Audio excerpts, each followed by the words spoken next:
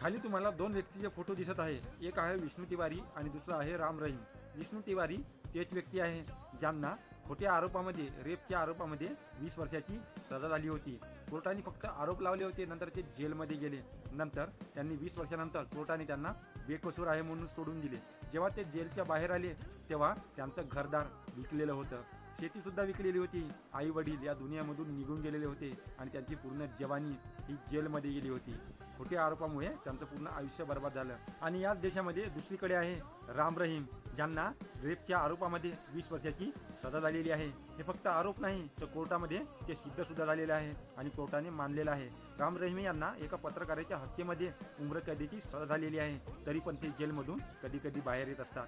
कधी 10 दिवसाची पॅरोल, कधी 20 दिवसाची पॅरोल, कधी 50 दिवसाची पॅरोल, कधी 40 दिवसाची पॅरोल, कधी शेतीसाठी पॅरोल, कधी निवडणुका आल्या त्यासाठी पॅरोल, कधी सत्संग आहे त्यासाठी पॅरोल. ते पॅरोलवर नुसते बाहेर येत असतात. मला एक समजत नाही, या देशामध्ये देश एक, कायदा एक आणि लोकांसाठी न्यायव्यवस्था वेगवेगळी. विचार करा.